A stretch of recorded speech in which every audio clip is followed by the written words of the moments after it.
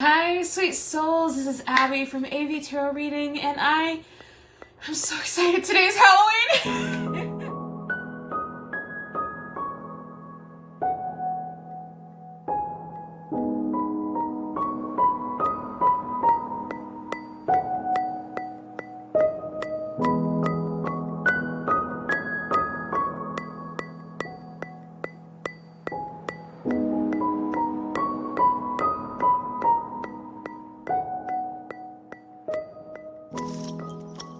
I wish I could share more of my exuberance. I wish I could talk to you more about how fizzy and how excited. It feels like the new year to me, and I just recently found out yet again some of my natural inclinations actually have some like planetary, astrological, historical components to it. So I found out today, or maybe I just remembered that essentially this is like a start of a new year.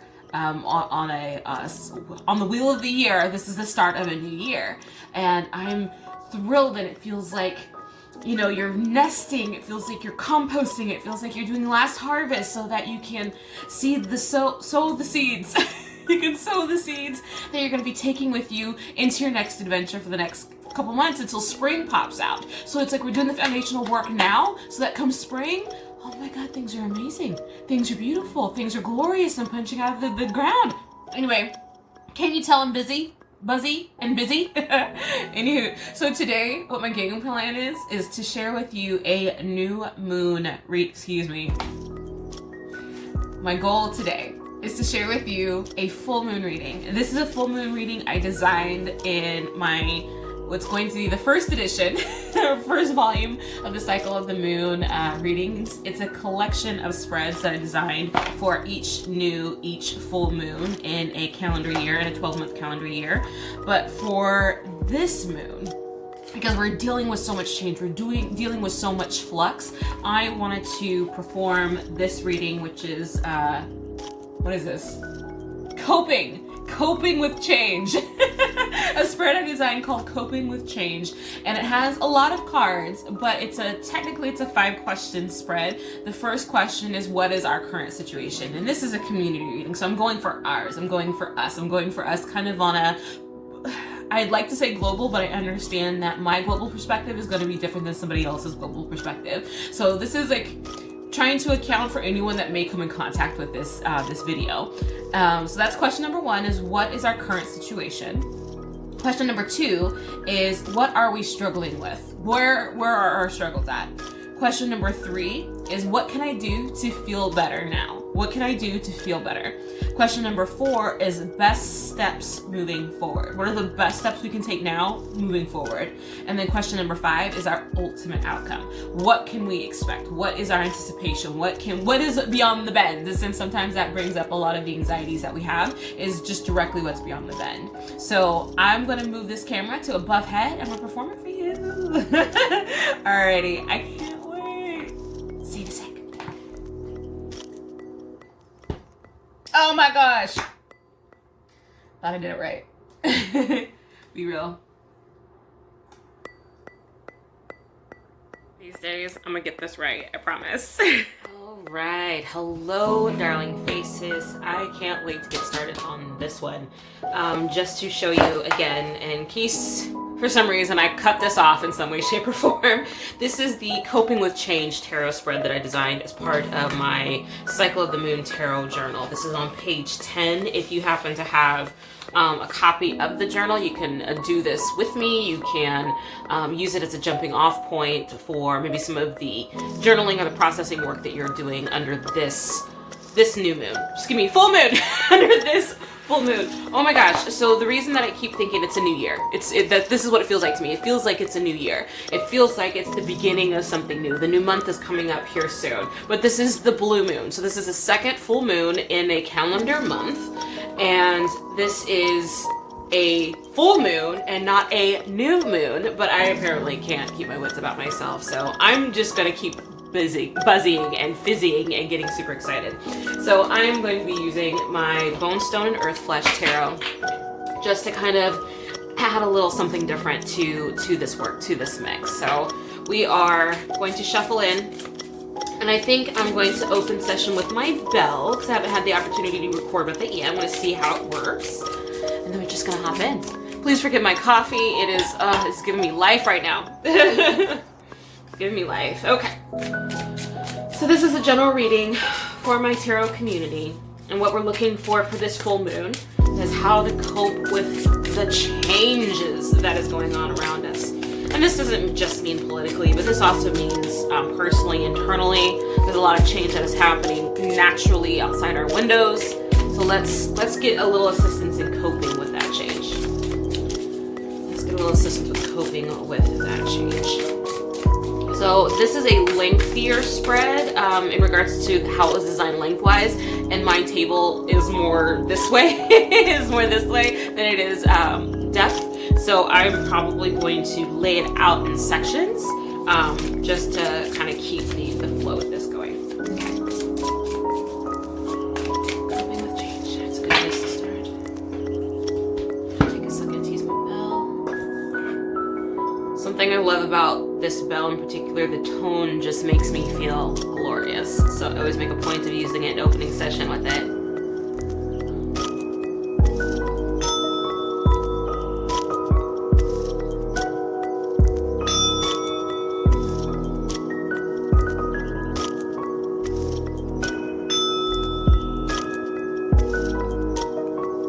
I legit don't even know if that's how you use this little piece, but it makes me feel good to use it that way, so I do.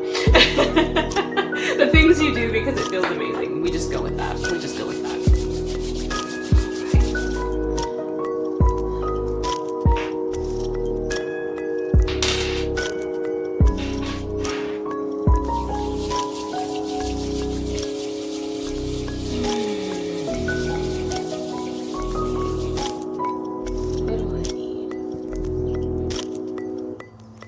Amazing spirits. How about that?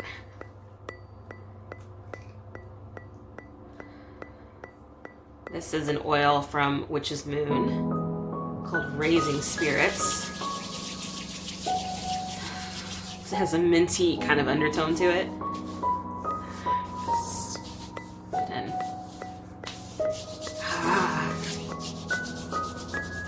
to me, that's just like working on the kinetic energy of it. Just feels good. Just feels good.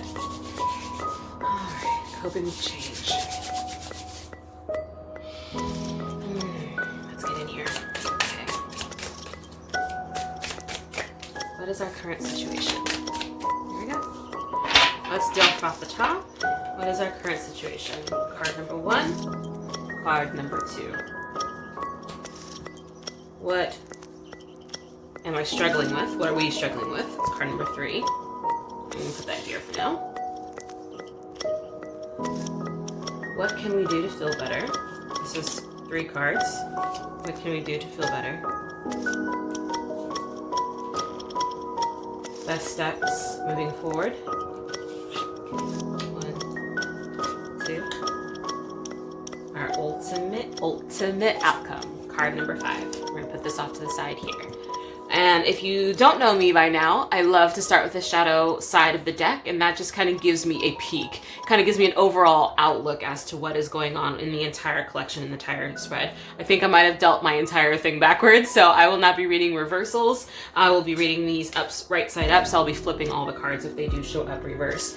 But the shadow side of this deck is the 10 of Pentacles. And so for me, even just thinking about change and coping with change and what this tells me about the change that we're going through collectively, globally, socially, personally, is that I'd love to keep it kind of dramatic in a way, but this is actually the opposite of drama. This is perpetual stability. This is family. This is home. This is legacy. This is pertinence. This is groundedness. This is, as much as we fear and feel that all hell is breaking loose and everything is in chaos and we're on the verge of an apocalypse and we're about, like, the shit is about to hit the fan, actually we have everything we need. We have everyone we need. And the ones that have transitioned and are not actually here, we can still call on them because they are still with us. Our ancestors, our guides, our guardians, they are still with us. We've not lost anything. So let's take a look at our current situation. Our current situation is the Magician and the Knight of Wands. That to me could not be more perfect. And I say it couldn't be more perfect because the Magician of this particular set has this Gandalf kind of feel to it. This has this mass creation element to it. There's a lot of change. There's a lot of energy. There's a lot of movement. There's a lot of energy going on there. And then with the Knight of Wands, I almost see him as also the magician of change. So it's like the wands in itself has fire, has vibrancy, has energy, has propulsion attached to it. And then we have the wisdom, the agedness of the magician that shows me or tells me a lot about, like, to answer the question directly, what is our current situation? Our age is not matching our wisdom, and it's forcing the point now. It's like we are too grown to allow things to be the way they are. So things are forcing to be changed. The energy is mandating it. It is no longer what is it when you're a child and you're no longer able to get away with the young people mistakes. You're no longer young enough to get away with not getting grandma anything for Christmas. It's like all of those privileges that we used to have being a child, being a toddler, being little, no longer apply. And now we're responsible. Now we are mature. Now we have the creative power and the ability. Now we just have to do it. Now we just have to take ownership of that. And so what are we struggling with? What are we struggling in doing that? So this is the Two of Wands. The Two of Wands, to me, that is focus and perspective all at the same time, because this little guy, he is looking at you in the camera. He's looking at you, but he's looking behind him at the same time. So the Two of Wands, there is a area beyond this brush, which is like beyond the trees through the forest kind of things. It's what's over there, but he's looking behind himself and looking at us. So what are we struggling with? I feel like we're struggling at looking at the way things were, and it's interrupting how we are planning how things are going to be. So to me, the struggle with is this whole reverse perspective of the card. So my gentle invitation to this little tree nymph, whatever he happens to be, is to look ahead of himself, to look forward, to see exactly where you're going to go, and to have some faith that your light, your fairy, your friends, your here are going to help you move into wherever it's going to be. You just have to plan. You just have to make a decision and act on it. Make a decision and go forward, not make a decision wishy-washy with it and wonder and putter and pray and hope. And no, this is the do. This is the do. This is the opportunity in the moments of doing. What can we do to feel better? Let's see. This is, I thought I had it right side up. Oh, it was right side up. Okay. So what can we do to feel better is Temperance, the Hangman, whoa, and the Eight of Wands.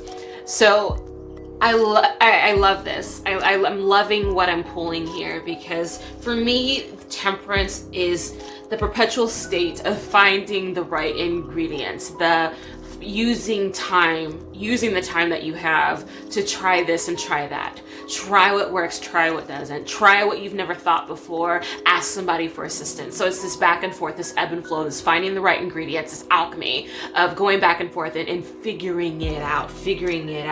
So the Hangman is stop trying to control this. Stop trying to control everything. And then the Eight of Wands, the Eight of Wands is this stuff is moving as fast as it's gonna. Like, don't worry, don't stress. This has momentum on its own. All you have to do is put your hands up and stop fighting against the current. Stop pushing against the grain. Stop running uphill. Stop swimming upstream, all those things. Stop doing that and just let go and release. Let go.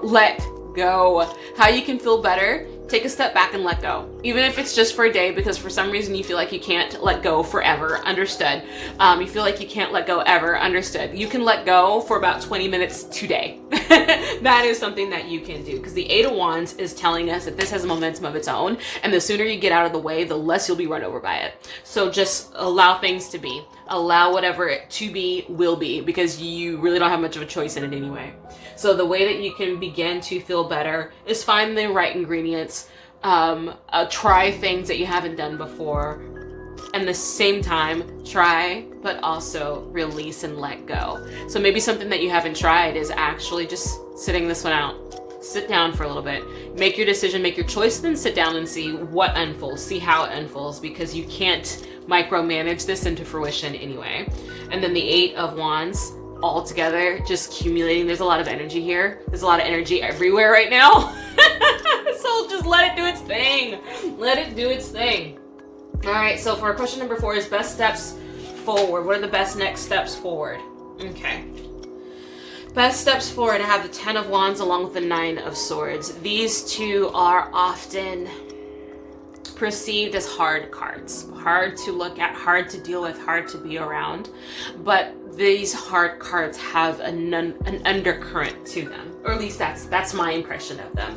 The things that keep us up at night, the things that keep us kind of wandering in circles. This is anxiety personified. The 10 of Wands is the carrying of burdens, the carrying of responsibilities. Best steps moving forward almost doesn't say any of this. So I want more information. I want to know more. So I'm going to pull my shadow card off of here and see if it can tell us more of what it means by the 10 of Wands and the 9 of Swords. Tell us more. Best next steps forward. So even just shuffling these cards, a couple of the things that I'm getting right away is not to worry our pretty little heads too terribly much, because whatever is going on, it's going to be over soon. It's going to be over soon. And I'm not saying over as though like World War III is breaking out, an apocalypse. It's like anything that happens always changes. Everything changes. It always does. So it's like you don't have to hold the burdens and responsibilities of what is happening right now, because it's going to change soon anyway. Tell me more about these two. What else do I need to know about these two? Okay. This is the 6 of Cups, the 4 of Cups, and the Queen of Swords. I'm going to pull more cards, but thinking about these individually, the 6 of Cups is often a generational card. There's this, oh, I want to know what these flowers are. There's this, this softness, this kindness, this wisdom that comes from having a long life, a long-lived life, a long lived experience. And then the 4 of Cups, where there's, he has enough in his boat. He's on the water. There's fish bouncing around all around him, and he has fish that he needs, probably more than what he needs already in his boat, along with the Queen of Swords. So to me, even just thinking about this directly on the surface, I feel like we're spending too much time preparing for the worst, that we're actually creating other problems. We're creating new problems. So what's going to happen if he can't eat all of these fish?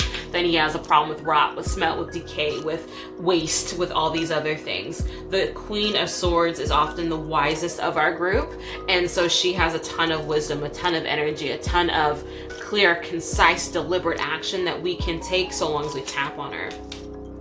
The 4 of Pentacles, along with the King of Cups, and the Page of Swords. So overall, sweet peas, and the shadow of this is the 3 of Cups. So overall, sweet peas, the original 2 cards of the 10 of Wands with the 9 of Swords, I feel like that is telling us this subtle, sweet little message about our feelings and about our emotions, and that it's going to be okay to have every feeling and emotion that you're going to have. You cannot help that.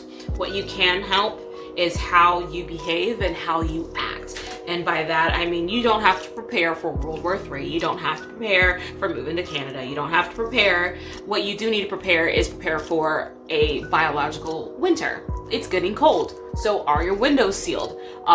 Do you have a coat for the new year? Do you have your P's and Q's and your dots in your I's that you can worry about, you need to worry about? Have you worried about that? That is the responsibilities that we have, because she is too damn practical for you not to pay attention to what you actually need.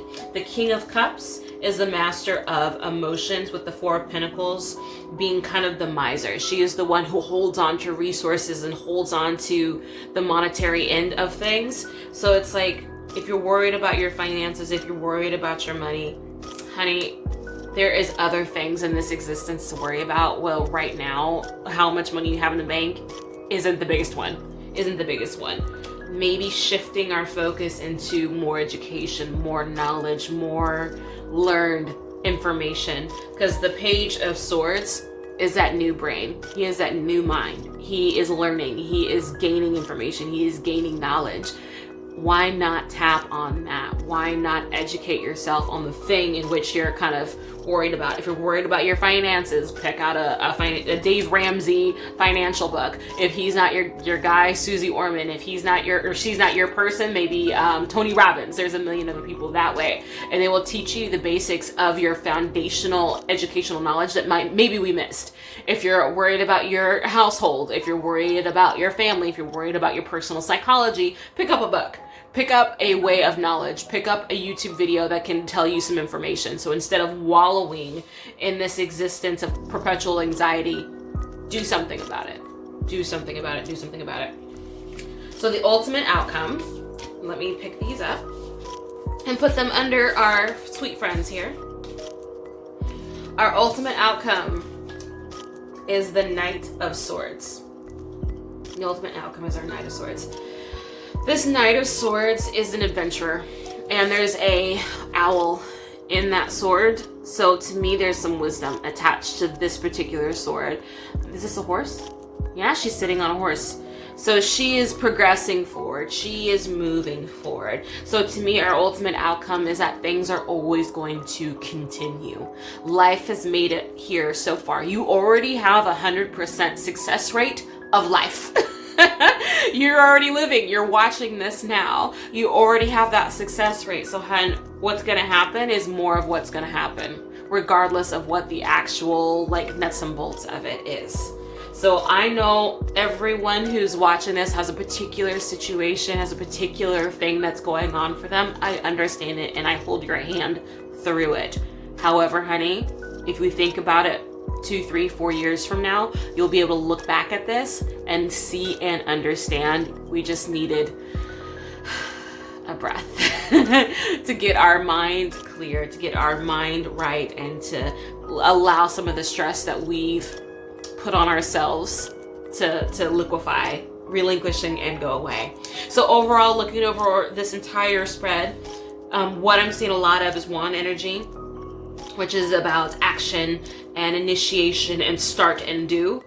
And a couple of the other things I see is the Major Arcana here, another wands, and then we had swords, wands, swords. So the primary portion of the spread, we started out foundational with the pentacle. We moved into some wand energy, so that's fire and action. We then have, like, these are big deals. What's happening now for us is important. However, you don't have control here. So stop driving yourself crazy thinking that you do with that Eight of Wands. We had some cups and emotions in here, understood completely. Nine of Swords, this is a bit about that anxiety that kind of self-imposed.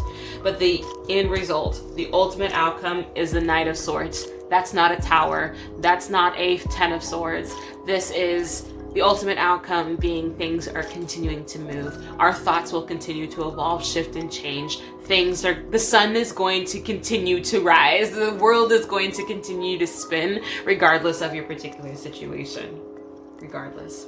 But thank you so much for sitting with me as I work through this coping with change reading. It's my full moon reading out of my Cycle of the Moon tarot journal. I have these available on Etsy, and they are also available on Amazon, so you can find them in both locations depending on how you shop and how you operate. All right, you all take care. Thank you so much for hanging out with me, and I look forward to seeing you again here soon.